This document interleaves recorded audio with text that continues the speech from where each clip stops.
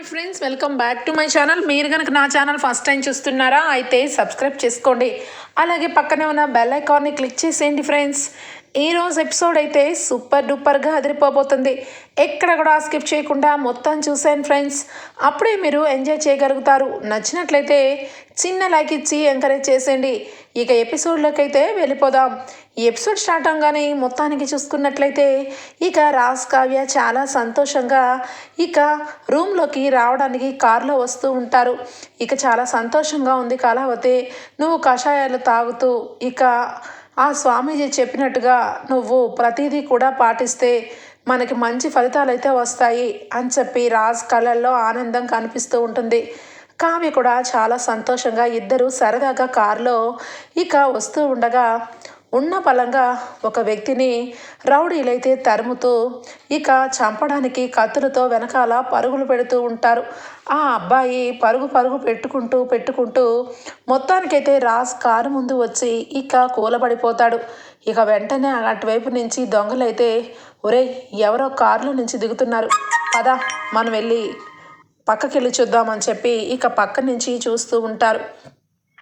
ఇక అప్పుడే కరెక్ట్గా రాజ్ కావ్య ఇక కంగారు పడి ఏమండి ఎవరో వ్యక్తి అండి అని చెప్పి ఇద్దరు కూడా వచ్చి ఏమైంది అని చెప్పి ఇక అడుగుతూ ఉండగా ఒక్కసారిగా అది అని చెప్పి ఒక్కసారిగా ఇక కళ్ళు మూసేస్తాడు. ఏమైంది అని చెప్పి ఇక రాజు అయితే హలో అని చెప్పి అంటూ ఉంటే ఇక ఉలుకు ఉండదు పలుకు ఉండదు. ఒక్కసారిగా ఉన్న పలంగా ఇక అలానే పడిపోతాడు. ఇక వెంటనే కావ్య రాజు అయితే ఏంటండి ఎవరు ఈయన్ని ఇలా చేశారు, ఆయన చనిపోయాడా అండి అని చెప్పి భయపడుతూ ఉంటే లేదు కళావతి, ఆయన ఏమీ చనిపోలేదు అని చెప్పి ఇక వెంటనే అంబులెన్స్కి కాల్ చేస్తాడు రాజు అయితే. వితిన్ సెకండ్లో అంబులెన్స్ వచ్చి ఇక ఆ మనిషిని అయితే తీసుకుని వెళ్తుంది. ఇక వెంటనే సార్ ఈ వ్యక్తి మీ చుట్టాలా అనగానే లేదండి, రోడ్డు మీద ఎవరో తరుముతూ వచ్చి పడిపోయారు, ఆయన ఏదో చెప్పాలనుకున్నాడు, అంతవరకే తెలుసు అనగానే సరే మీరు ఏమి అనుకోనంటే ఒక్కసారి పోలీస్ స్టేషన్కి వచ్చి ఒక కంప్లైంట్ ఇస్తారా అనగానే అయ్యో కంప్లైంట్ ఇవ్వడం ఏంటి, మాకేం తెలీదు, మేము హైదరాబాద్ నుండి నిన్ననే వచ్చాం, మేము ఆయనని హాస్పిటల్లో అడ్మిట్ చేయడానికి మీకు కాల్ చేశాను అంతే అని చెప్పి రాజు అయితే మొత్తానికైతే ఆయన మాత్రం బ్రతికే ఉన్నాడు కాబట్టి ఎలాంటి కేసులు ఉండవు కాబట్టి నా నెంబర్ అయితే ఇస్తాను తీసుకోండి అని చెప్పి ఇక ఫార్మాలిటీ ప్రకారం నెంబర్ అయితే ఇస్తాడు. ఇక దొంగలైతే పక్క నుంచి చూస్తూ రాజు కావ్యని అబ్జర్వ్ చేస్తారు. ఏంట్రా వీడు వాడిని కాపాడి వాడిని అంబులెన్స్లో ఎక్కించి మరీ వెళ్తున్నాడు, అసలు వీడు మధ్యలో అనవసరంగా వచ్చాడురా అనగానే అవునరా, లేదంటే ఈ పాటికి వాడు మన చేతుల్లో చచ్చేవాడు, పద అని చెప్పి ఇక వెనక్కి తిరిగి వెళ్ళిపోతారు.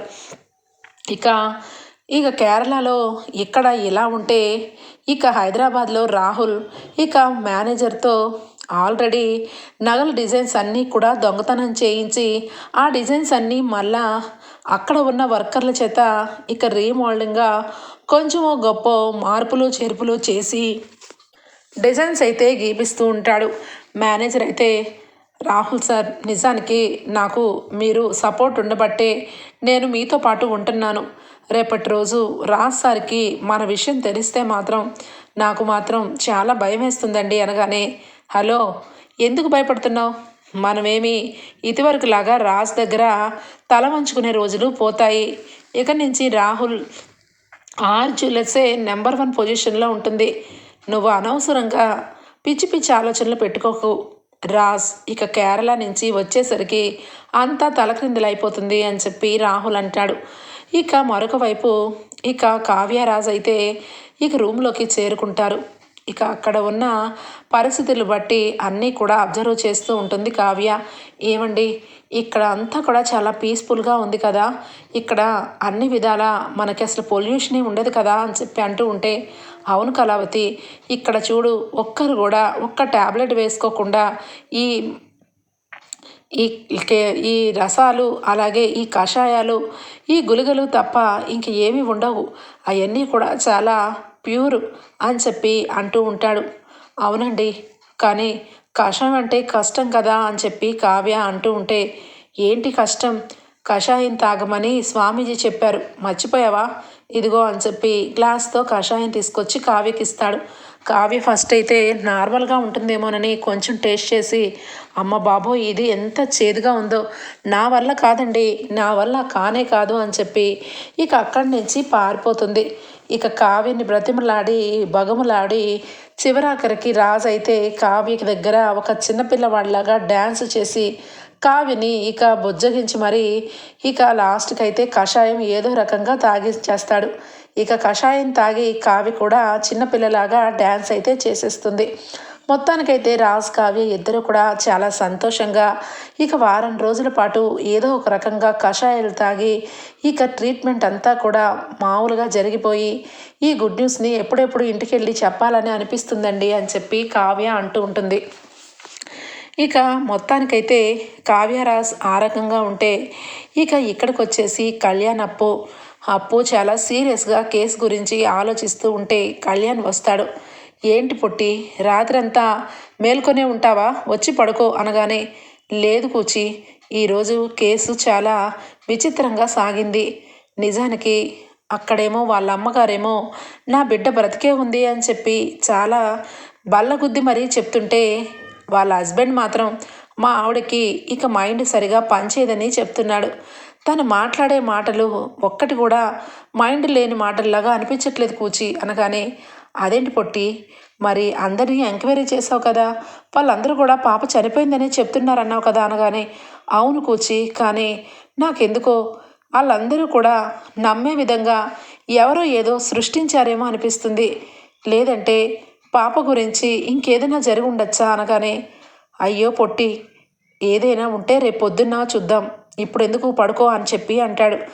లేదు లేదు, ఈరోజు రాత్రికి నిద్ర లేదు అనగానే, ఏ పొట్టి ఏం మాట్లాడుతున్నావు, రాత్రికి నిద్రపోకుండా ఏం చేస్తావు అనగానే, నాకు ఏంటో ఐస్ క్రీమ్ తినాలనిపిస్తుంది కూచి అనగానే, ఏం మాట్లాడుతున్నావు అప్పు, ఈ టైంలో ఇంత రాత్రిలో ఐస్ క్రీమా, ఏమన్నా అర్థం ఉందా, ఐస్ క్రీమ్ లేదు ఏమీ లేదు, పడుకో అని చెప్పనగానే, లేదు నాకు ఐస్ క్రీమ్ తినాలనిపిస్తుంది, నువ్వు బయటకు తీసుకెళ్తున్నావా లేదా అనగానే, ఇక కళ్యాణ్ అయితే సరే స్వెటర్ వేసుకో, మాస్క్ వేసుకో, అన్నీ కూడా పగడబందీగా ఇక రెడీ చేసి మనం వెళ్ళినట్టు గనక ఇంట్లో తెలిసిందంటే చాలా పెద్ద గొడవ జరిగిపోతుంది పొట్టి, ముందే చెప్తున్నాను, నువ్వు సైలెంట్గా వెళ్ళి సైలెంట్గా రావాలి, ఒక్క స్పూన్ ఐస్ క్రీమే తినాలి అనగానే, సరే మహానుభావ, ముందైతే బయటికి వెళ్దాం పదా అని చెప్పి ఇక అంటూ ఉంటే, ఏంటి ఇవన్నీ ఎందుకు తీసుకొస్తున్నావు అని చెప్పి అంటాడు.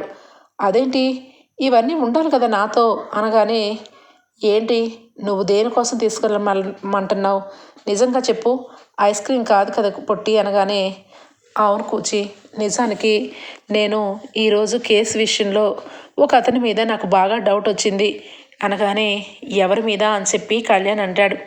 ఎవరి మీద అయితే నేనెందుకు ఇంత రియాక్ట్ అవుతాను, ఆ పాప తండ్రి మీదే, వాడి మొహం చూస్తుంటే నాకు ఏదో తేడాగా అనిపించింది, వాడు వాళ్ళ ఆవిడ్ని ఒక మెంటల్ వచ్చిన అమ్మాయిలాగా ట్రీట్ చేస్తున్నాడు, తనని ఇక కరెక్ట్ కాదని నాకు చెప్తున్నాడు, నేను అనవసరంగా కేసుని ఓపెన్ చేశానని నాకే వార్నింగ్ ఇచ్చాడు, దీన్ని బట్టి చూస్తే పాప కేసు విషయంలో ఖచ్చితంగా వాళ్ళ నాన్నది ఏదైనా ఉండుంటుందేమో అని అనిపిస్తుంది. ఎప్పుడైనా ఎవరైనా పగలంతా నటించినా రాత్రి నటించరు కూచి, అందుకే నైటు వాళ్ళ ఇంటికి వెళ్ళి వాళ్ళకి తెలియకుండా అసలు వాళ్ళ ఇంట్లో ఏం జరుగుతుందో తెలుసుకోవాలి అనగానే, ఇక కళ్యాణ్ అయితే, అప్పు రిస్క్ చేస్తున్నామేమో అనిపిస్తుంది, ఇప్పుడు అవసరమా, రేపు పొద్దున్న వెళ్దాం అనగానే, వద్దు కూచి, ఇప్పటికే ఒకరోజు హాస్పిటల్ కని, ఒకరోజు ఇక గుడికని, ఒకరోజేమో అక్క వాళ్ళని ఫ్లైట్ వరకు డ్రాప్ చేయాలని ఒక్కొక్క అబద్ధం చెప్తూ వచ్చాం, ఇక రోజు అబద్ధాలు చెప్పడం నా వల్ల కాదు, ఈరోజు ఖచ్చితంగా కేసు ఒక కొలిక్కి వస్తుంది, నేను కానిస్టేబుల్కి కూడా చెప్పుంచాను, వాళ్ళు నాకంటే ముందు అక్కడికి వచ్చేస్తారు, దయచేసి నా మాట విను అని చెప్పి ఇక కళ్యాణ్ తీసుకొని మొత్తానికైతే ఏ పాప అయితే మిస్ అయిందో ఆ పాప వాళ్ళ ఇంటికైతే వెళ్తుంది. ఇక అక్కడ రాత్రి 1 గంట అవుతుంది. అందరూ కూడా చిట్ట చీకట్లో కాపలా కాస్తూ ఉంటారు పోలీసులు. ఇక ఫైనల్ డే అని చెప్పి అందరూ కూడా మేడం ఏదో ప్రూవ్ చేయాలనుకుంటున్నారు, కానీ మనం చెప్పినా వినరు, ఏం చేద్దాం రా అని చెప్పి ఇక అనుకుంటూ ఉంటే ఎంతలోనే చిన్నగా సౌండ్ వినపడుతుంది. కరెక్ట్గా 1:30 టయానికి ఇక ఆ పాప వాళ్ళ తండ్రి అయితే ఆ గదిలో నుంచి పక్క ఇంట్లోకి వెళ్తాడు. ఒక పింక్ కలర్ చీర కట్టుకున్నామా వాళ్ళ ఇంటికైతే వెళ్తాడు. పొద్దున్న మేడం ఈమెని ఇక ఎంక్వైరీ చేసింది కదా, వీళ్ళింటికి ఎందుకు వెళ్తున్నాడు వీడు అని చెప్పి అనుకుంటూ ఉంటే ఇంతలో అక్కడికి అప్పు వస్తుంది. మేడం, మీరు చెప్పినట్టుగానే ఆయన ఈరోజు ఇక్కడి నుంచి ఆ ఎదురింటి వాళ్ళ ఇంటికి వెళ్ళాడు మేడం అనగానే, అవునా, పదండి, ఇంకా ఎందుకు ఆలస్యం చేస్తున్నారు, అసలు రాత్రిపూట వాళ్ళ ఇంట్లో వీడికేం పని అని చెప్పి ఇక లోపలికైతే వెళ్తారు. ఇక వెళ్ళిన తర్వాత ఒక్కసారిగా షాక్ అయిపోతారు. ఇక రూములో పాప ఉంటుంది. పాపను చూసి ఇక తన తండ్రి అయితే, ఏంటమ్మా ఇంకా నువ్వు నిద్రపోతే ఎలాగా, నిద్రపో అనగానే, డాడీ మమ్మీ నాకు కావాలి, మమ్మీ లేకపోతే నేను ఉండలేను డాడీ, నాకైనా ఈ గదిలో ఉండాలని లేదు, ఎప్పుడు మమ్మీ నన్ను మామూలుగా చూస్తుంది, మమ్మీకి ఎప్పుడు తగ్గిపోతుంది అనగానే, మమ్మీ ఇక తగ్గదమ్మా, మమ్మీకి బాగా పిచ్చి పట్టింది కాబట్టి నిన్ను చంపేస్తుంది, అందుకే నీకు ఈ గదిలో పెట్టాను, మమ్మీకి త్వరలోనే నయమైపోతుంది అని చెప్పి అంటూ ఉంటాడు.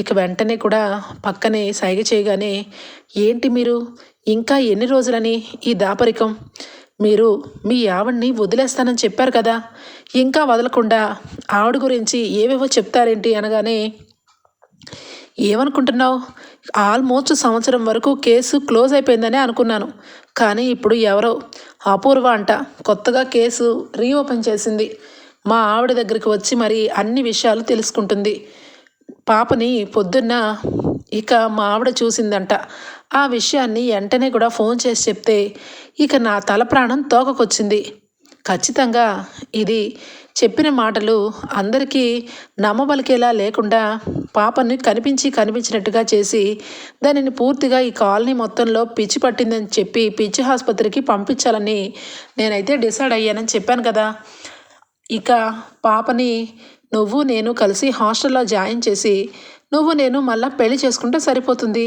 అని చెప్పి అనగానే ఒక్కసారిగా అప్పు షాక్ అయిపోతుంది.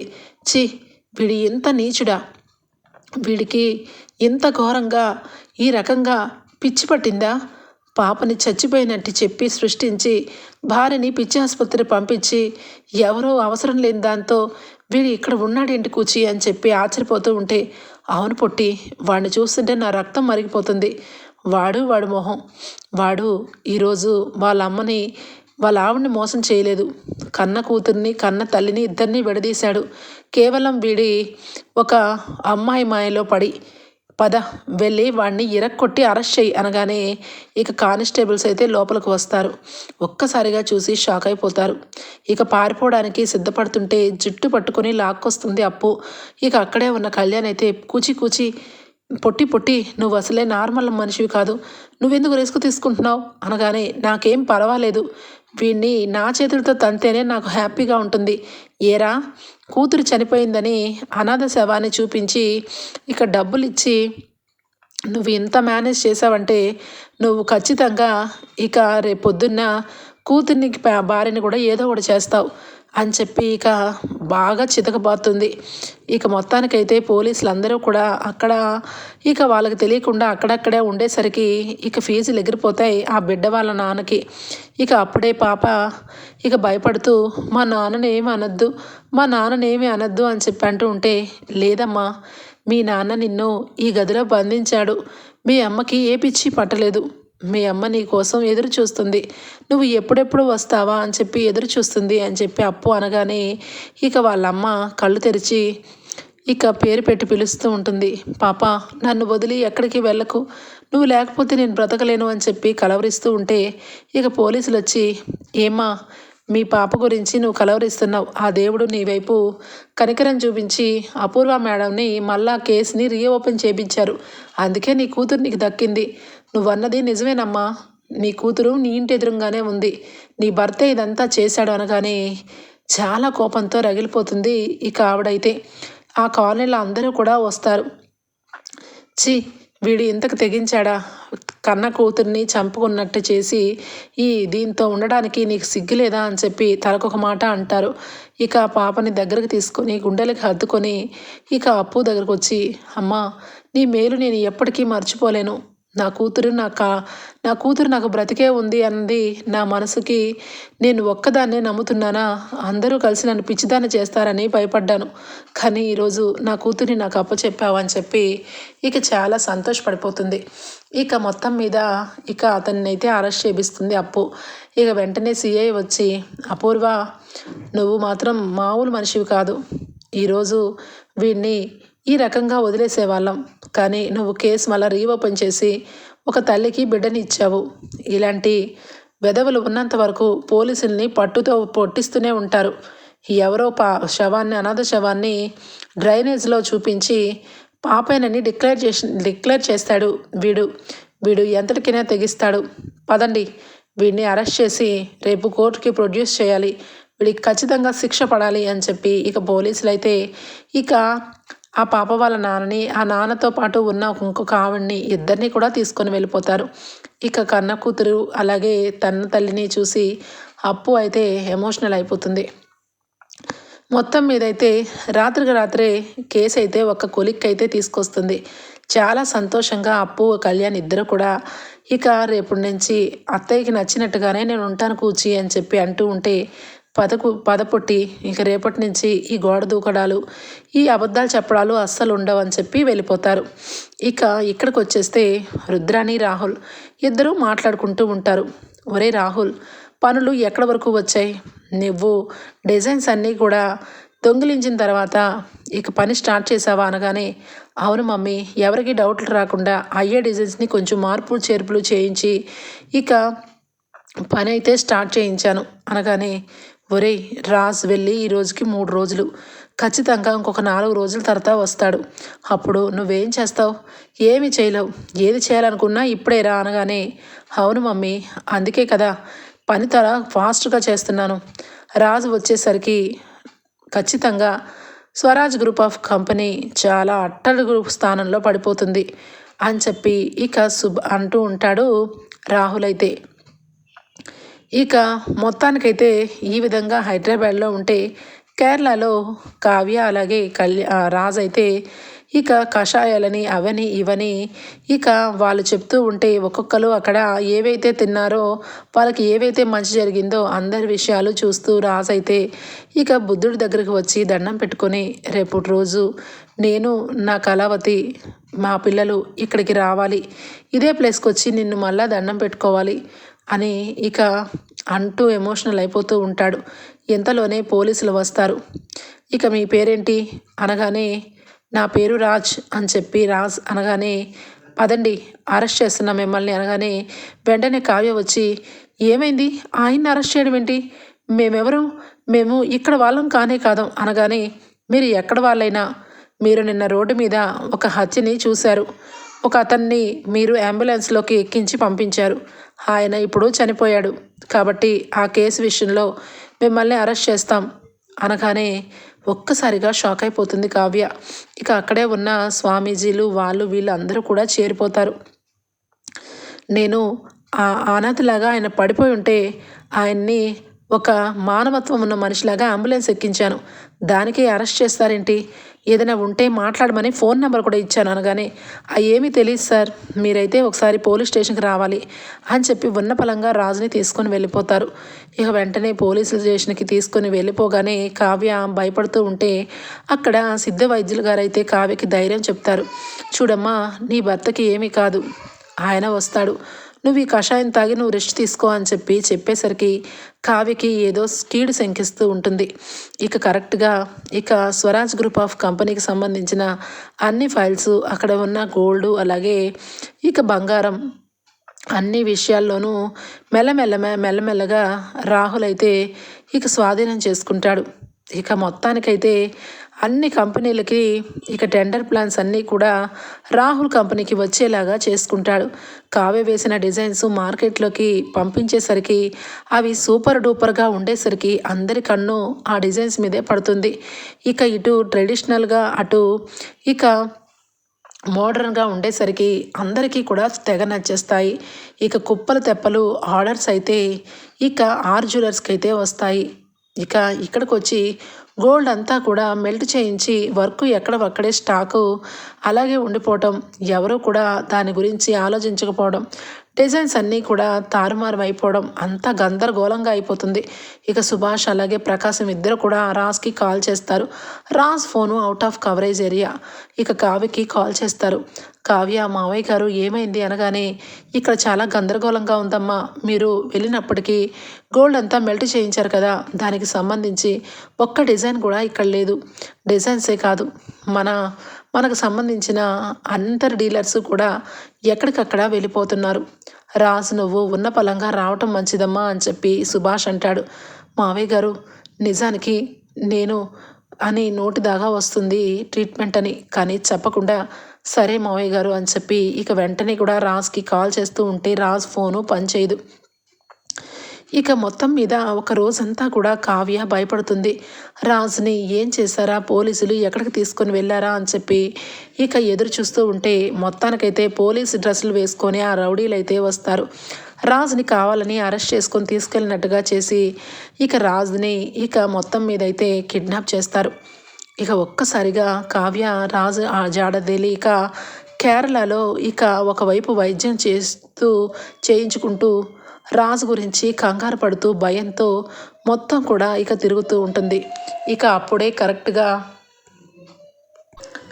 ఇక కావ్య అయితే ఈ విషయం ఇంట్లో వాళ్ళకి ఎలా చెప్పాలి, ఆయన కిడ్నాప్ అయ్యారని సంగతి ఎలాగా అని చెప్పి కావ్య అయితే చాలా టెన్షన్ పడుతుంది. ఒకవైపు స్వామీజీ వాళ్ళందరూ కూడా కావ్యకి ఇక మొత్తానికైతే సుభాష్ వాళ్ళు ఫోన్ చేస్తూ ఉంటే కావ్య లిఫ్ట్ చేయదు.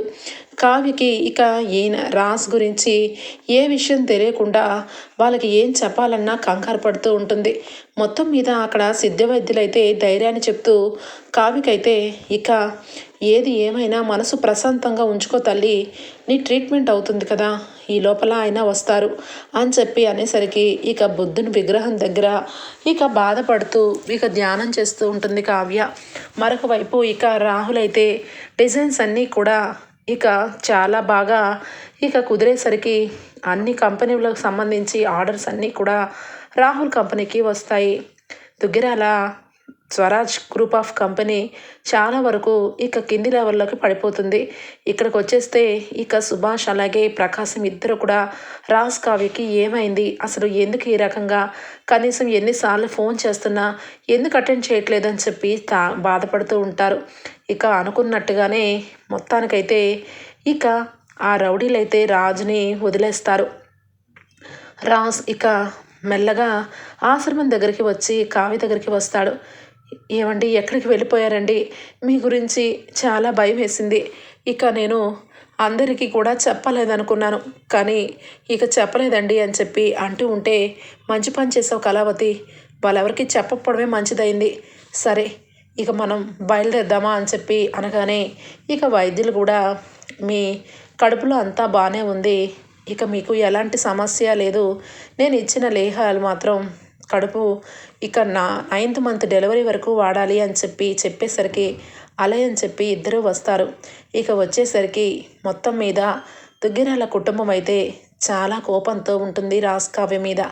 ఇక ముఖ్యంగా అయితే దానలక్ష్మి, ఏమైపోయారు రాజ్, అసలు కనీసం మీకు కొంచెం కూడా ఒక్క రవ్వ కూడా ఒక కంపెనీ విషయంలో ఏం జరుగుతుంది ఏంటన్నది కూడా మీకు అవసరం లేదా, కేవలం రాజు మూలంగానే కంపెనీ ఇంతవరకు వచ్చేసింది అని చెప్పి అందరూ తలకొక మాట అంటూ ఉంటే ఇక అపర్ణ మాత్రం, ఆగుదానే లక్ష్మి, ఇంతకీ ఏమైందిరా, మీరు ఎందుకోసం వెళ్ళారు, ఎందుకని కాల్ కట్ చేశారు, అసలు ఎందుకని కావ్య వెళ్ళినప్పటి నుంచి ఒక్క ఫోన్ కూడా లేదు అనగానే ఇక అప్పుడే రాజు అయితే ఏమీ లేదమ్మా, ఏమీ కాదు అని చెప్పి అంటూ ఉంటాడు.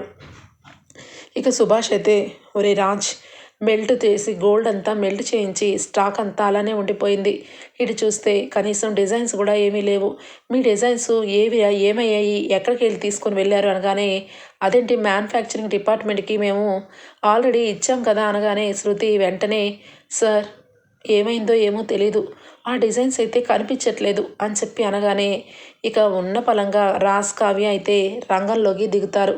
ఇక రాత్రికి రాత్రే రాజ్ అయితే కళావతి ఆల్రెడీ మన డిజైన్స్ మన ల్యాప్టాప్లో ఉన్నాయి కదా, అవన్నీ ప్రింట్అవుట్ తీసి మ్యానుఫ్యాక్చరింగ్ డిపార్ట్మెంట్కి ఇవ్వండి అని చెప్పి ఇచ్చేసరికి ఆల్రెడీ ఇది ఓల్డ్ స్టాక్ సార్ అని చెప్పి చాలామంది అంటూ ఉంటారు.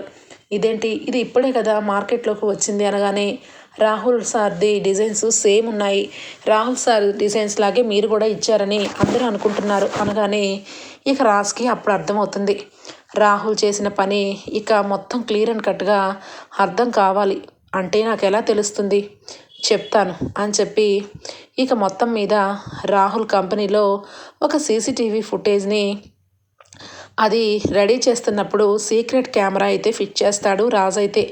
ఇక ఆ కెమెరాని వెంటనే ఓపెన్ చేయించి అసలు రాహుల్ ఏం చేశాడని చెప్పి మొత్తం చూసేసరికి అక్కడ ప్రతి ఒక్క మాటలు కూడా ఇక తెలిసిపోతాయి. మేనేజర్తో కలిసి రాజ్ కంపెనీని భూమట్టం చెయ్యాలని డిజైన్స్ని దొంగిలించాడని, ఇక మొత్తం మీద కంపెనీ చాలా వరకు గ్రోత్ తగ్గిపోవడానికి రాహులే కారణమని తెలుసుకుంటాడు. ఇక రాహుల్ని ఎప్పుడెప్పుడు ఇక ఇంటికి తీసుకొని వద్దామా అని చెప్పి ఎదురు చూస్తూ ఉంటే రాజ్ ఏమీ అనుకోవద్దు, నేను అమ్మ ఎంతకాలం ఇక్కడ ఉంటాం, అందుకే మేము సపరేట్గా వెళ్ళిపోవాలనుకుంటున్నాం, ఒక బంగళా అయితే కొనుక్కుందాం అనుకుంటున్నాను రాజ్ అని చెప్పి ఇక అంటూ ఉంటాడు. ఇక అప్పుడే కరెక్ట్గా రాజ్ అయితే ఒక బంగళా కొండమేంట్రా, ఎన్ని బంగళైనా కొంటావు, ఎందుకంటే నీకు అవినీతి అంటే చాలా ఇష్టం కదా, న్యాయంగా నువ్వు ఎప్పుడు కూడా ఉండవు కదా అనగానే ఏంటి రాజ్, రాహుల్ గురించి ఎందుకలా తప్పుగా మాట్లాడుతున్నావు అనగానే స్వప్న అక్క ఇంతకాలం నీ మొహం చూసి వీడికి ఇక కుక్కకి సింహాసనం మీద పెట్టినట్టుగా పెట్టాం, కానీ వీడి బుద్ధి చూపించాడు, ఈరోజు వీడు చేసిన పని వల్లే ఈ కంపెనీ ఇంత ఘోరంగా ఎటు కాకుండా అయిపోయేది, కానీ ఆయన సీక్రెట్ కెమెరా ద్వారా రాహుల్ ఎలాంటి వాడో తెలుసుకున్నాడు అనగానే ఇక వెంటనే స్వప్న ఆశ్చర్యపోతుంది. ఇక అందరూ కూడా రాహుల్ చేసిన కుట్రని రాజ్ చూపించిన సీసీటీవీ ఫుటేజ్లో చూపిస్తాడు. ఇక రాహుల్ ఒక్కసారిగా స్టన్ అయిపోతాడు. నాకు తెలియకుండా రాజ్ ఎప్పుడు పెట్టాడబ్బా అని చెప్పి ఇక షాక్ అయిపోయి ఫీజులు ఎగిరిపోతాయి. ఇక వెంటనే రుద్రాని ఏదో కక్కుర్తి పడ్డాడు రాజ్, వాడికి బుద్ధి లేదు, వాడిని మార్చాలి అంతే తప్ప వాడిని ఎక్కువ ఇంట్లో నుంచి మాత్రం పంపించాలని మాత్రం చూడకండి అనగానే షడప్, అసలు నువ్వు నీ కొడుకు ఈ ఇంట్లో ఉంటూ వెనకాల ఇంత గోతులు తవ్వుతుంటే ఎవరు ఉంచుతారు, మీరు మా స్వరాజ్ గ్రూప్ ఆఫ్ కంపెనీని నేలమట్టం చేయడమే కాదు, మీరు ఎంత స్కెచ్ గీశారో అంతా నాకు తెలుసు, చెప్పు, నీ నోటితో చెప్తావా లేదా, ఇక్కడికి నేను వారం రోజుల్లో రావాల్సింది 10 రోజులుగా వచ్చేలాగా నువ్వే కదా ప్లాన్ చేసావు, ఆ కేరళలో ఒక వ్యక్తి రక్తం మార్గలతో పరిగెడుతూ ఉన్నాడు, వాడిని కాపాడినందుకు వాళ్ళు ఏదో రకంగా నన్ను పోలీసులు అని చెప్పి అదని ఇదని అరెస్ట్ చేసి తీసుకెళ్ళి కిడ్నాప్ చేసేలాగా చేసావు, ఇదంతా నువ్వు సృష్టించిందే కదా రాహుల్ అని చెప్పి అనగానే దెబ్బకి అందరికీ షాక్ అయిపోతుంది. అవును డాడీ, వీడు నన్ను కళావతిని టార్గెట్ చేశాడు, మేమిద్దరం 7 days కంప్లీట్ చేసుకొని వచ్చేవాలనుకున్నాం, కానీ వీడు అనుకున్నట్టుగా పని పూర్తవలేదు, మార్కెట్లోకి వీడి డిజైన్స్ అన్నీ వీడి పేరు మీద వెళ్ళాలంటే ఇంకా టైం కావాలని నన్ను అక్కడ కిడ్నాప్ చేయించాడు అని చెప్పి రాజ్ అయితే రాహుల్ గురించి మొత్తం బయట పెడతాడు. ఇక ఒక్కసారిగా సుభాష్, ప్రకాశం, దానలక్ష్మి, అపర్ణ అందరూ కూడా రాహుల్ని ఇంట్లో ఉండడానికి వీల్లేదని చెప్తారు. ఇక స్వప్న అందరి ముందు ఇక అలానే చూస్తూ ఉంటే అక్క నీ భర్తగా నీకు ఎలాంటి తప్పు చేసినా నీ భర్త అని నీకుంటుంది, కానీ ఇంతకాలం నీకు భర్త అయినందుకు రాహుల్ని అందరికంటే మిన్నగా ఉండాలని నేను కోరుకున్నాను, కానీ చూసావు కదా మనుషుల్ని కిడ్నాప్ చేయించడం, ఏకంగా కంపెనీలని రోడ్డు మట్టానికి లాగడం, ఇలాంటి వ్యవహారాలన్నీ చేసిన వ్యక్తిని ఇంకా మేము క్షమించలేమనగానే కావ్య ఇంకా క్షమించమని ఎవరు అడిగినా అంతకన్నా దౌర్భాగ్యం ఉండదే, ఇలాంటి వాడు ఎప్పటికీ మారడు, రాజ్ని కావ్యని ఇంతగా మోసం చేసిన నువ్వు దేనికి పనికిరావు, నువ్వు కూడా రోడ్డు మీదే ఉండి నీ కష్టం సుఖం అంతా కూడా తెలియాలి. నిజంగా నువ్వు ఏ రోజైతే మారుతావో అప్పుడు వరకు నీ మొహం నాకు చూపించద్దు అని చెప్పి స్వప్న లోపలికి వెళ్ళిపోతుంది. దుగ్గరాల కుటుంబం అయితే రుద్రాణిని రాహుల్ని బయటపెట్టేసి ఇక డోర్ అయితే వేసేస్తారు. మొత్తం మీద ఇక రాజ్ కావ్య ప్రాబ్లం నుంచి బయటపడిపోతారు. ఇటు అప్పు కేసు కూడా సాల్వ్ అయిపోతుంది. కాబట్టి దుగ్గిరాల కుటుంబం సంతోషంగా ఉంటుంది. ఆ సంతోషాన్ని చూస్తూ చూస్తూ రుద్రాని ఊరుకోదు. కాబట్టి ఇక రేపు వాళ్ళిద్దరికీ శ్రీమంత ఫంక్షన్ అంట. ఆ శ్రీమంతం ఫంక్షన్లో ఎవరు బ్రతకూడదు, రాహుల్ బ్రతకూడదు అని చెప్పి ఇక కక్ష కట్టుకుంటూ వెళ్ళిపోతుంది రుద్రాని రాహుల్. ఓకే ఫ్రెండ్స్, రాబోయే ఎపిసోడ్స్లో ఈ విధంగానే జరగబోతుంది. మీకు గనక నచ్చినట్లయితే చిన్న లైక్ ఇచ్చేయండి friends. Bye, take care, thank you for watching.